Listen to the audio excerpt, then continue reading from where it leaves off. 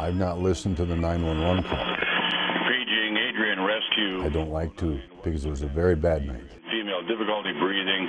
She's home alone. Dispatcher Larry Rogers was on duty the night his friend and colleague Reagan Roloff called 911. Reagan, you still there, babe? Yeah. All right, 201's outside. He's on the way in. I knew it was Larry, so I knew it was going to get done wonderfully, and he was going to take care of me. He's kind of like a papa bear at work. 911 emergency. Larry, it's Reagan. Female said, Larry, this is Reagan. I need help. I need an ambulance at my house right now. What's wrong, Reagan? I can't breathe. I'm hunched over, like this, can barely move and barely talk.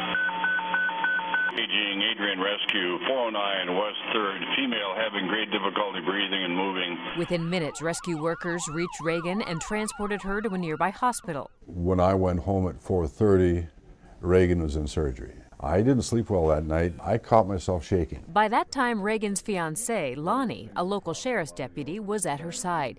He had been out of town, preparing for their upcoming wedding. Both he and Reagan figured maybe she had a bad ulcer. About a week later, the doctor entered the room. So I could tell right away when he walked in it was going to be bad news for some reason, and that's when he said, "You've got cancer." Shocked. Cancer had perforated the wall of her stomach. There was a chance it had spread throughout her abdomen. I have a wedding in 4 weeks. I'm getting married in 4 weeks. Reagan and Lonnie were not going to let this disease destroy their dreams. We weren't going to change the wedding date. We were going to go on with it regardless. All right, let's fix this. They went to Mayo Clinic, where oncologist Robert McWilliams and surgeon John Donahue led the medical team who cared for Reagan. We again started off with a look in the abdomen to see if there was any evidence of spread of the tumor away from the stomach itself. There wasn't, but to make sure, Reagan started treatment with chemotherapy. There are probably seeds of cancer cells out there that we can't see that the chemotherapy can treat. And the idea is if you give a little bit of chemotherapy before the surgery, you might decrease the size of the surgery you might have to perform. 1 week after round one, wedding bells. Lonnie and I chose not to talk about it that day. It was a day to celebrate love and their future. The wedding ended up being fantastic.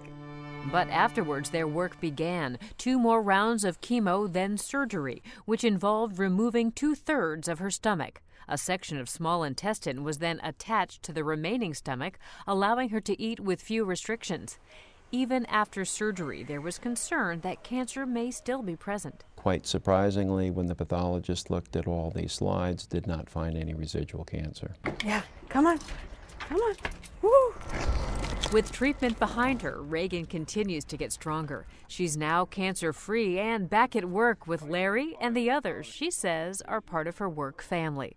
And together with Lonnie, she looks toward the future. We want to start a family as soon as possible. For Medical Edge, I'm Vivian Williams.